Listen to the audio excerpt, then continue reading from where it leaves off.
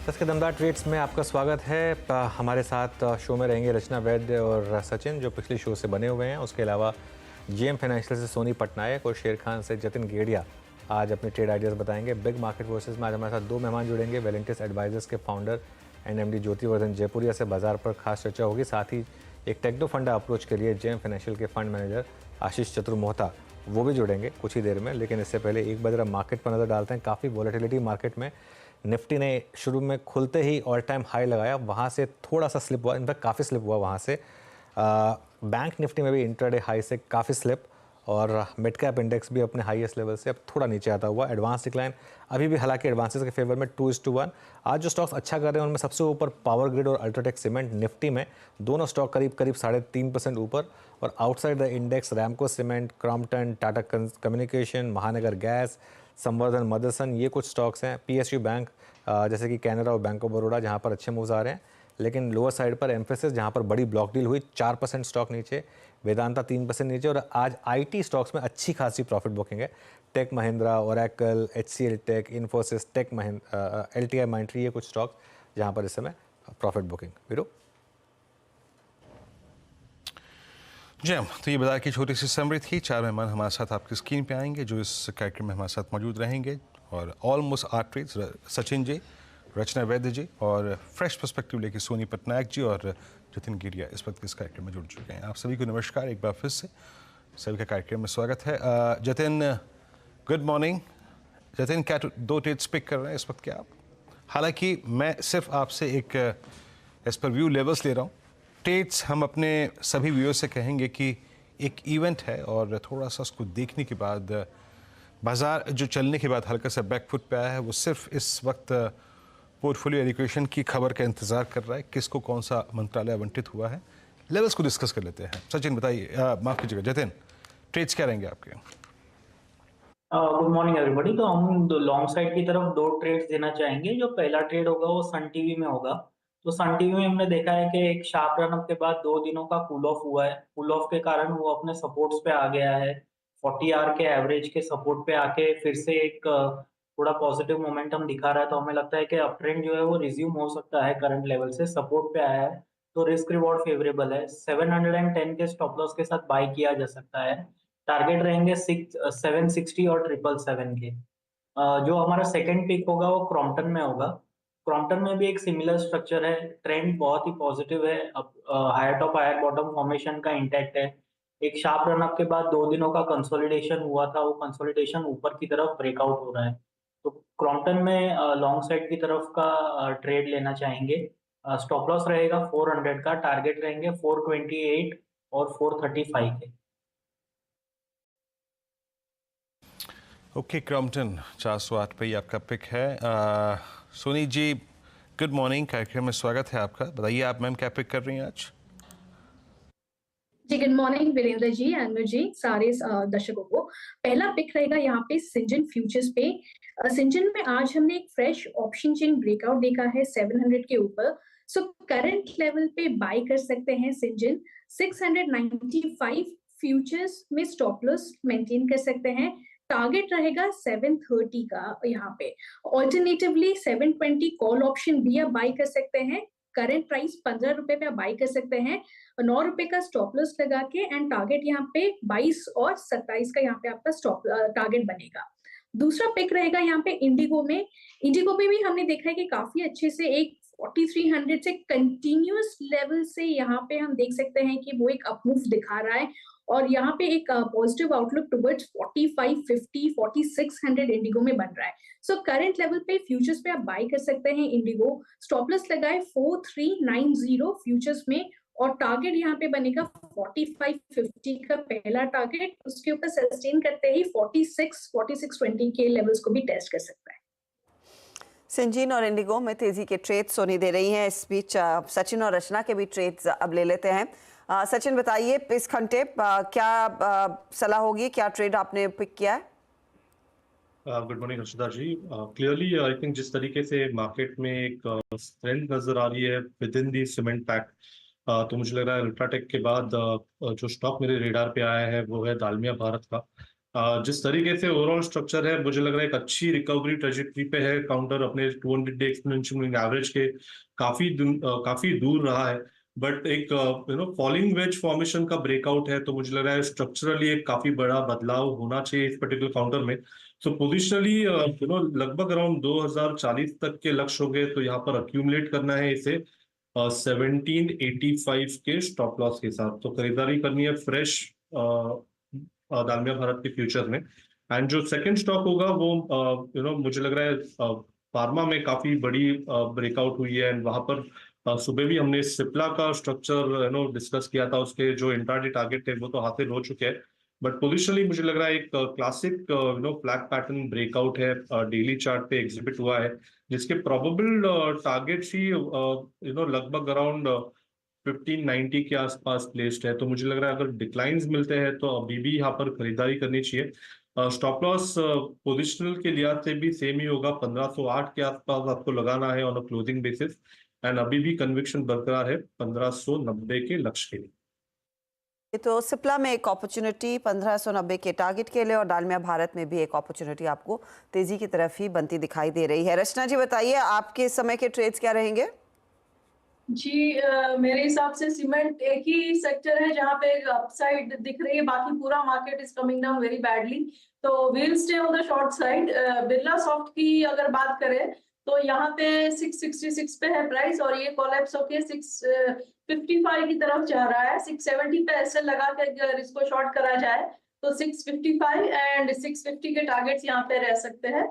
और दूसरा रहेगा एचसीएल टेक में भी 1402 पे है प्राइस, और अगर ये 1410 के नीचे रहेगा तब तक ये नेगेटिविटी बनी रहेगी, और डाउन साइड पे हमें 1390 एंड 1380 के नंबर्स जल्दी दिखने चाहिए।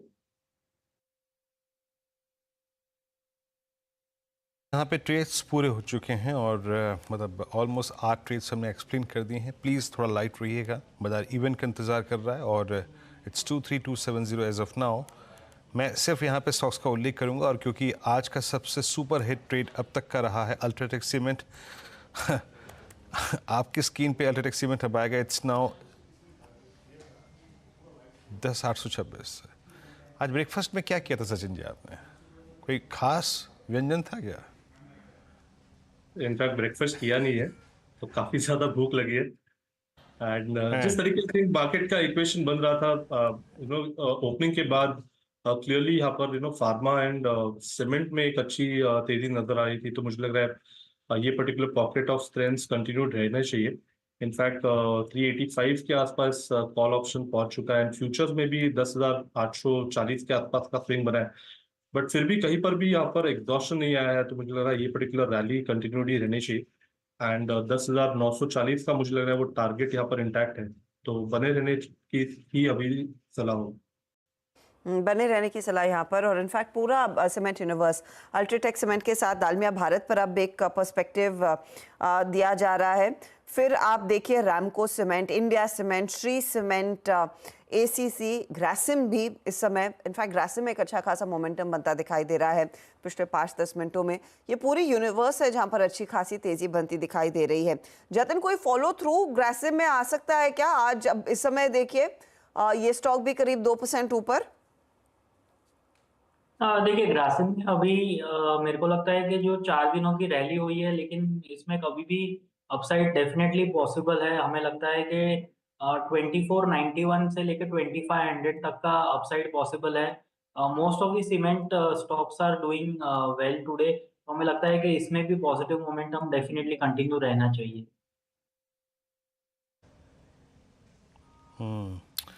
अच्छा, 3 इवेंट थे, चुनाव नतीजे, उसके बाद एक इवेंट था आने वाला बजट, और तीसरा था मानसून। रिश्ता मुंबई में क्या है, मैं 2-3 दिन तो मैंने भी जिस इलाके में था मैं देखी बारिश, अच्छी बारिश थी, मतलब 20-25 मिनट 1 घंटे की। अब कल से क्या माजरा हाल है वहाँ पे?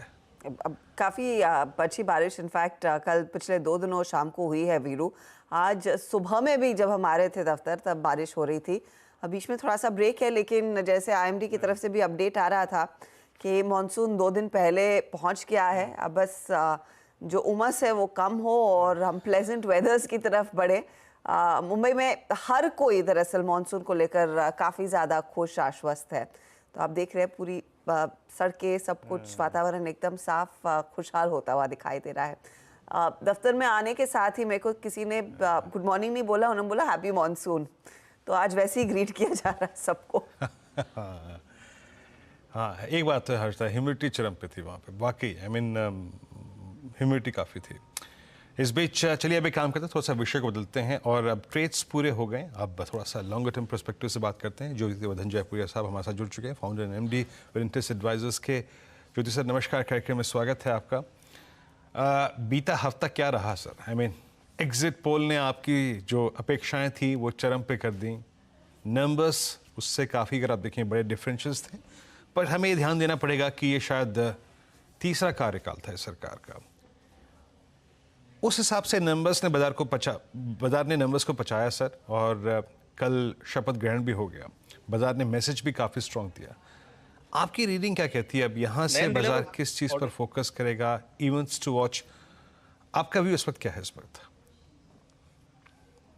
तो देखिए, एक तो सरकार बन गई है, नंबर थोड़े कम है, जो अपेक्षा थी उससे थोड़े नंबर्स कम है, पर उसके बावजूद एक स्थिर सरकार दिख रही है, क्योंकि 240 तो बीजेपी के ही है।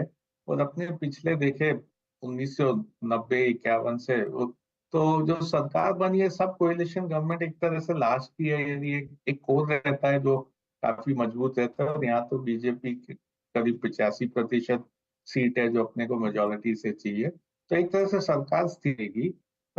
दूसरा, जो रिफॉर्म प्रोग्राम है, कई लोग की आशंका है कि वो रिफॉर्म प्रोग्राम स्लो हो जाएगा, थोड़ा इंफ्रास्ट्रक्चर पे है ना फोकस कम हो जाएगा। मेरा तो अनुमान है कि इसमें कोई ज्यादा फर्क नहीं पड़ेगा।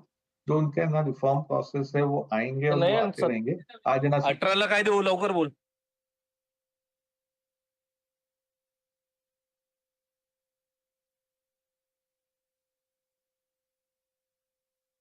ज्योति जी, मैं आपको रोकना चाहूंगी, आपकी आवाज़ ठीक से नहीं आ रही है, कुछ वहाँ पर तकनीकी दिक्कत हो रही है, तो उसको प्लीज़ कृपया करके रिजॉल्व कीजिएगा। ज्योति जी के साथ कुछ और भी, किसी और की आवाज़ भी लीक हो रही है, उसको प्लीज़ आप ठीक करें। अच्छा, इस बीच क्रोनॉक्स लैब 15% प्रीमियम पर लिस्टिंग होती हुई दिखाई दे रही है। 136 का इशू प्राइस था, तो उससे ऊपर ही इसकी पारी की शुरुआत होगी। ये फिलहाल आपके लिए एक ताज़ा अपडेट आपकी स्क्रीन पर आ जाएगा। 15% प्रीमियम यानी कि 165 रुपये प्रति शेयर के आसपास यहाँ पर पारी की शुरुआत करता हुआ क्रोनॉक्स लैब। अच्छा, एक और पॉकेट जहाँ पर नजरें होनी चाहिए, जो वीरू मेंशन कर रहे थे, मॉनसून का ट्रिगर। अब आप देखिएगा टू व्हीलर कंपनी, और टू व्हीलर कंपनियों में अच्छा खासा रुझान वैसे भी तेजी का बना हुआ है। इस महीने अकेले, जून के महीने में अकेले हीरो मोटोकॉर्प जैसा काउंटर करीब 11% तक का रिटर्न आपको दे चुका है। आप बजाज ऑटो की तस्वीर देखेंगे तो वहाँ पर भी करीब 7-8% तक का इजाफा है। टीवीएस मोटर जैसे ट्रेड्स भी है जो दरअसल फेवर में ही बैठते हुए दिखाई दिए हैं। ये पूरा पॉकेट है जहाँ पर हमने देखा है वो मॉनसून के एक्सपेक्टेशन में तेजी की पोजीशन बनी, और यहाँ पर सिलसिला वो तेजी का लगातार बरकरार है और उम्मीद तो यही है कि बढ़ता दिखाई देगा। अगर ज्योतिवर्धन जुड़ गए हैं दोबारा से तो उनसे बात कर लेते हैं। सॉरी, अपॉलॉजीज, आपको रोकना पड़ा, आपकी आवाज़ बीच में नहीं आ रही थी। मैं इनफैक्ट आपकी राय अब यहाँ से अगले ट्रिगर पर लेना चाहूँगी। अब कुछ ही देर में ऑफ कोर्स वो डिटेल निकल कर आएगा कि किसको क्या कैबिनेट में मंत्री पद मिल रहा है, उस पर आगे डिटेल में चर्चा करेंगे। Let's not second guess it. लेकिन जो एक चीज़ बाजार इस समय देख रहा है और उस पर आगे शायद रिएक्ट भी करेगा, वो है monsoon and precursor to the monsoon. जिस तरह का मूव इन टू व्हीलर कंपनियों में जो एफएमसीजी स्टॉक्स में आया है, यहाँ से ये ट्रेड के लिहाज से ज्योति जी बताइए, या फिर even as a long term perspective कितनी बड़ी अपॉर्चुनिटी उभर कर आ सकती है? तो देखिए, मैं दो तरीके से देखता है। पिछले साल मॉनसून इतना अच्छा नहीं था क्योंकि एल नीनो आया हुआ था, और इस साल अभी ला नीना आया है, तो मॉनसून की आशंका है कि मॉनसून अच्छा ही रहेगा। तो पिछले 2-3 साल में जो कंज्यूमर डिमांड था, जो रूरल इनकम था, वो काफी कमी आ रही थी उसमें, तो वो है ना एक तरह से अच्छा हो जाएगा। तो गवर्नमेंट को भी थोड़ी राहत मिल जाएगी कि है ना उनको इतना सब्सिडी देने का दरकार नहीं है, क्योंकि मॉनसून के कारण फसल अच्छी हो जाएगी। दूसरा है कि जो अपने यदि स्टॉक्स देखे तो कंज्यूमर स्टॉक 2020 से काफी अंडर परफॉर्म कर रहे हैं। तो यहाँ पे एक है ना, हो सकता है कि मॉनसून के कारण एक ट्रेड बिल्टअप हो जावे, लॉन्गर टर्म भी इनकी अच्छी सी है ना, एक इनकम आ जावे यहाँ से। तो इसमें एक तो कंज्यूमर स्टॉक्स है जो एफएमसीजी टाइप के स्टॉक्स है। दूसरे यदि अपने देखें तो ऑटोज में ट्रैक्टर्स का, टू व्हीलर का, ये सब का डिमांड अच्छा हो सकता है। तो तीसरा है एग्रोकेमिकल, क्योंकि एग्रोकेमिकल भी देखे तो काफी है ना, स्टॉक प्राइसेस में नरमी आई हुई है, पिछले 15 महीने से अच्छा नहीं कर रहा है, तो एक उसके भी ट्रिगर हो सकते हैं।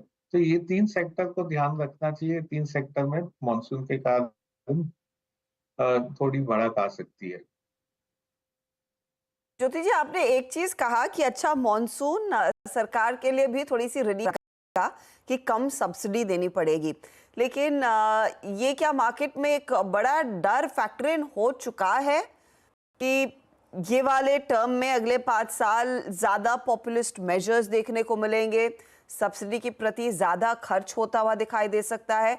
वो एक नीजक रिएक्शन में शायद मार्केट बचाने की कोशिश कर रहा था, लेकिन क्या वो पूरी तरह से पच चुका है या फिर हल्के हल्के झटके आगे लग सकते हैं इसके चलते? तो मार्केट में थोड़ी आशंका है कि है ना, ये सब्सिडी बढ़ सकती है, तो इसके कारण हो सकता है अपना जो कैपिटल एक्सपेंडिचर था वो कम हो जाएगा। मेरी राय है कि ऐसा होएगा नहीं। तो इसके दो कारण है। एक तो गवर्नमेंट का पूरा निश्चय था कि ग्रोथ को इंफ्रास्ट्रक्चर के दौरान बढ़ाना है, और इसलिए इंफ्रास्ट्रक्चर स्पेंड मेरे ख्याल से कंटिन्यू रहेगा। थोड़ा सा ट्वीकिंग हो सकता है, थोड़ा 0.2%, 0.3% ऑफ जीडीपी जा सकता है रूरल सब्सिडी। ये सब भी अल्टीमेटली क्या होता है, ये सब भी इनकम बढ़ाता है और एक तरह से जीडीपी बढ़ाता है। इस साल का देखें तो आरबीआई ने उनको 2 लाख करोड़ का है ना डिविडेंड दे दिया है, जो है ना एक्सपेक्टेशन से बहुत ज्यादा है। तो इस साल तो ऑलरेडी गवर्नमेंट के पास 0.3% ऑफ जीडीपी का एक तरह से एक्स्ट्रा पैसा आ गया आरबीआई के थ्रू। तो वो पैसा उन लोग है ना इस्तेमाल कर सकते हैं। तो जो कैपिटल एक्सपेंडिचर था उसको कायम रख सकते हैं, और फिर भी थोड़ा पैसा सब्सिडी के लिए ज्यादा आ जाएगा उनको। तो मेरे पिछले अपने 5 साल में देखे तो सब्सिडी गवर्नमेंट ने करीब 80% कम की थी जीडीपी के कंपैरिजन में। तो मेरे ख्याल से वो सब्सिडी कट नहीं होगी, हो सकता है थोड़ा यहाँ से 20-30 पैसा बढ़ सकता है। पर है ना, उसका फंडिंग हो जाएगा यदि जैसे आरबीआई का डिविडेंड है, अगले साल यदि वो मार्केट इतना तेज है कि कोई पीएसयू शेयर थोड़ा बेच देवे तो उससे फंडिंग हो जाएगा, और कैपिटल एक्सपेंडिचर के लिए भी पैसा रहेगा आपके पास। तो सर ये पीएसयू बैंक्स और डिफेंस रेलवेज में ये बीते हफ्ते काफ़ी पेन रहा, स्पेशली आई थिंक जो एक्चुअल नंबर्स आए थे उसके बाद। अभी भी वो हाइस उस दिन के भी क्रॉस नहीं हुए हैं, लेकिन इन डिप्स में और वो जो करीब करीब 7-8-9% का डिफरेंशियल परसिस्ट कर रहा है बहुत सारे स्टॉक्स में, अभी भी इन तीन स्पेस में सबसे स्ट्रॉन्ग कन्विक्शन कहाँ है आपका, and specially your take on PSU banks? तो देखिए हम लोग, मैंने पहले भी 2-3 बार कहा था, हम लोग ऐसे पीएसयू वर्सेस प्राइवेट इतना देखते नहीं है। एक तरह से आज के दिन पीएसयू की तरफ सबके झुकाव था क्योंकि वैल्यूएशन सस्ते थे, पर अभी भी काफी प्राइवेट सेक्टर बैंक भी है जिनके वैल्यूएशन थोड़े सस्ते हैं, और है ना पीएसयू से भी 2-3 स्टॉक तो है ना पीएसयू से भी कम वैल्यूएशन में दिख रहे हैं। पर ये सब स्पेस में हम लोग थोड़े प्राइवेट सेक्टर बैंक ले रहे हैं जो सस्ते हैं, थोड़े पब्लिक सेक्टर बैंक्स भी लेके रखे हैं, स्पेशली जो बड़े बैंक्स है वो काफी सस्ते दे रहे हैं बड़े प्राइवेट सेक्टर बैंक से कंपैरिजन में। तो पीएसयू बैंक्स अच्छा करेंगे। जो पिछले 2-3 साल में रिटर्न देखने मिला वो तो नहीं आएगा, पूरे बैंकिंग स्पेस में भी नहीं आएगा, प्राइवेट सेक्टर में भी नहीं आएगा, क्योंकि बहुत लो बेस से सब लोग ऊपर जा रहे थे, काफी है ना उनका बुक्स क्लीन अप हो चुका है। पर अगले 2-3 साल में भी पीएसयू बैंक्स भी अच्छे करेंगे, प्राइवेट सेक्टर बैंक्स भी अच्छे करेंगे। वैल्यूएशन ध्यान देके लेना चाहिए जो सस्ते बैंक्स दिखते हैं उधर। ज्योति जी, आपका बड़ा कन्विक्शन ट्रेड FY25 के लिए क्या रहेगा? And I am calling it a trade, but कोई ऐसी थीम जहां पर आपको लग रहा है कि अब बड़े पैमाने पर कैपिटल डिवोट होता हुआ दिखाई देगा, जहां पर अर्निंग विजिबिलिटी है एंड होपफुली वैल्यूएशंस भी कंफर्टिंग है इफ नॉट एक्सपेंसिव?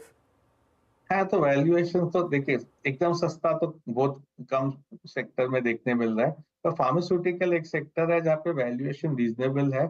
ये सेक्टर है ना 2-3 साल अच्छा नहीं किया था, और अभी उसके अर्निंग्स प्रोफाइल अब चेंज हो रही है। स्पेशली जो यूएस जेनरिक्स को सप्लाई करते हैं वहां पे अगले 2 साल में अर्निंग्स काफी अच्छा रहेगा। पिछले 5 साल देखे तो अर्निंग्स अच्छा नहीं था वहां पे। तो फार्मास्यूटिकल एक सेक्टर है जहाँ पे ना अपने को सब चीज मिल रहा है कि वैल्यूएशन रीजनेबल है, अर्निंग्स मोमेंटम काफी अच्छा रहेगा वहां पे। और ये है ना, गवर्नमेंट और है ना ग्लोबल इकोनॉमी से इतना फर्क नहीं पड़ेगा, क्योंकि एक दूसरा नजर रखना पड़ेगा कि कहीं इकोनॉमी कहीं थोड़ा नरमी आ जाए ग्लोबल इकोनॉमी में, तो ग्लोबल सेक्टर में भी थोड़ा है ना प्रॉफिट टेकिंग आ सकता है। ज्योति वर्धन जी, बहुत बहुत शुक्रिया हमारे लिए समय निकाल कर अपनी राय देने के लिए इस मार्केट पर, मार्केट के आउटलुक पर। आशीष चतुर्वेदी हमारे साथ जुड़ेंगे मिनटों में। इस बीच आई थिंक सचिन ने भी एक ट्रेड आइडेंटिफाई किया है, पहले उनके पास चलते हैं। सचिन बताइए क्या ट्रेड निकला है? यहाँ पर फार्मा एंड सीमेंट के बाद मुझे लग रहा है स्ट्रेंथ नजर आ रही है मेटल्स, ओवरऑल मेटल सेक्टर में। वहां पर हिंडाल्को का एक सेटअप मुझे काफी कॉन्फिडेंट लग रहा है। जिस तरीके से इसने अपने 20 डे एक्सपोनेंशियल एवरेज के आसपास एक अच्छा सपोर्ट बनाया है 674 पे, एंड वहां से अपने प्रीवियस डे स्विंग हाई को निकालने की तैयारी होगी। तो यहाँ पर फ्रेश लॉन्ग पोजीशंस डिप्लॉय किए जा सकते हैं 705 के टारगेट के लिए। जिस तरीके से मोमेंटम मुझे लग रहा है अनफोल्ड होगा, स्टॉप लॉसेस काफी छोटे लगाने पड़ेंगे 677 के आसपास ही। एंड डिस्क्लोजर होगा कि हमने हमारे क्लाइंट्स को भी ये रिकमेंडेशन दी है। यहाँ पर 680 का कॉल ऑप्शन भी कंसिडर किया जा सकता है 18 के स्टॉप लॉस 38 के पोजिशनल टारगेट के लिए।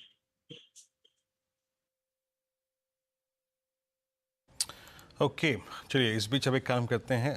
आशीष चतुर्वेदी हमारे साथ जुड़ चुके हैं इस वक्त बातचीत करने के लिए। अब थोड़ा सा उनसे एग्जैक्टली बाजार की इन लेवल्स पे उनका कन्विक्शन किस किस थीम पर एक बार फिर से बन रहा है, उससे बातचीत करते हैं। आशीष, गुड मॉर्निंग कार्यक्रम में स्वागत है। आशीष, थोड़ी सी जो थोड़ी क्या है, बहुत बड़े पैमाने की जो टर्बुलेंस थी उस हफ्ते को शायद हम थोड़ा पीछे छोड़ चुके हैं। अब हमारे पास स्टेबिलिटी है, न्यू गवर्नमेंट फॉर्मेशन, हालांकि पोर्टफोलियो का आवंटन क्या क्या है, कौन कौन किसको क्या क्या मंत्रालय मिलेगा, वो जानकारियाँ आनी बाकी है। बट आप लोग की इस वीकेंड पे रीडिंग जो थी और प्राइस जो अवेलेबल थे उस रीडिंग के पैरेलली क्या क्या बड़े बदलाव किए हैं इस एक हफ्ते के बाद आपने? जो हेडलाइन चेंजेस हैं आपके पोर्टफोलियो में या फिर आपके अप्रोच में, वो क्या है? बिल्कुल, तो वीरेंद्र देखिए, बिल्कुल आपने कहा, और ये वोलेटिलिटी कहीं ना कहीं बाजार एब्जॉर्ब कर चुका है इसको। 3 तरीके से आप देखिए। पहले तो वोलेटिलिटी का इंडेक्स जो क्लियरली 32 के जोन से ऑलमोस्ट 16 पे आ गया, तो clearly volatility significantly cool off हो चुकी है। सेकेंड, आपने देखा कि एक बड़े ड्रॉप डाउन के बाद भी बाजार ने पूरी तरह से उस फॉल को एब्जॉर्ब किया, और आज ऑलमोस्ट ऑल टाइम हाई बाजार ने छू लिया। तो ये देखिए कि एक दिन का जो सिग्निफिकेंट प्राइस करेक्शन था उसको बाजार ने आने वाले 3 से 4 ट्रेडिंग सेशंस में पूरी तरह से एब्जॉर्ब कर लिया। तीसरी चीज आप देखेंगे कि बहुत ही अच्छे ट्रेंड आपको लार्ज कैप स्टॉक्स में अब देखने को नजर आएंगे। चाहे आप रिलायंस को देखिए, भारती एयरटेल को देखिए, ग्रासिम इंडस्ट्रीज को देखिए, टाटा स्टील को देखिए, ये सभी अलग अलग सेक्टर्स से हैं और जिन्होंने नए ऑल टाइम हाई को छूने की कोशिश किया। या चाहे आप कंजम्पशन में कुछ बात करें, तो मैं हमेशा वरुण बेवरेजेस की बात हमने हमेशा की एज अ पोर्टफोलियो डिस्क्लोजर, ये स्टॉक भी हमारे पोर्टफोलियो में रहा। तो आप देखिए नए ऑल टाइम हाई को स्टॉक ने आज छू लिया। या हम बिल्डिंग मटेरियल्स की बात करते थे, तो जैसे KEI इंडस्ट्रीज या पॉलीकैब जैसे स्टॉक की हमेशा हमने चर्चा की, और ये स्टॉक आज नए ऑल टाइम हाई के पर आ चुके हैं। तो क्लियरली बाजार में जो लीडरशिप है वो एक तो लार्ज कैप क्वालिटी नेम्स ने, जहां पर पे consistent cash flows companies generate कर रही है, उनके अंदर में बाजार ने अपनी पोजीशनिंग की। और कहां पे सेल ऑफ आया, जहां उन PSU कंपनीज में जहां पर पे थोड़ा सा हमने देखा था कि एक बहुत बड़ी रैली आई, पर उस हिसाब से अर्निंग ग्रोथ इन कंपनीज की नहीं थी। और अब एक डर बाजार को है कि कहीं ना कहीं फ्रीबीज का थोड़ा सा एक माहौल बन सकता है, जिसके चलते अभी जैसे जो हमारे दूसरे फंड मैनेजर थे उन्होंने कहा भी कि 0.25% हो सकता है अब हम फ्रीबीज की तरफ या थोड़ा सा रूरल इकोनॉमी के पिकअप की तरफ ध्यान जाए, तो उसका एक थोड़ा बहुत डेंट लगेगा। बट मुझे लगता है कि पावर एक ऐसी थीम है जिसपे हम आज भी PSU स्पेस में काफी बुलिश है। PSU बैंक एक ऐसी थीम है जिसपे हम काफी बुलिश है, चाहे SBI हो, बैंक ऑफ बड़ौदा जैसे स्टॉक्स हो। एज अ डिस्क्लोजर स्टॉक हमारे पोर्टफोलियो में भी है। इन पे हम अभी भी काफी पॉजिटिव व्यू बनाए। हमने पोजीशन को वहां ट्रिम डाउन किया है जहां पर पे जो छोटे PSU बैंक्स थे जिनमें काफी रैली आ चुकी थी, उनके अंदर पोजीशन को ट्रिम डाउन करके कंजम्पशन की तरफ थोड़ा सा फोकस हमने बढ़ाया है। तो इस तरह से पोजीशनिंग हमने पिछले कुछ दिनों में अपने पोर्टफोलियोज के अंदर में की है। मेजर चेंजेस आते हुए पोर्टफोलियो में।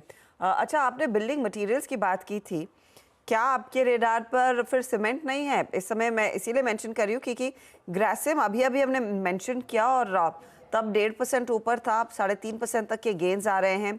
सुबह से ही अल्ट्राटेक, दालमिया भारत, रैमको एक्सेट्रा पर खूब चर्चा हुई है।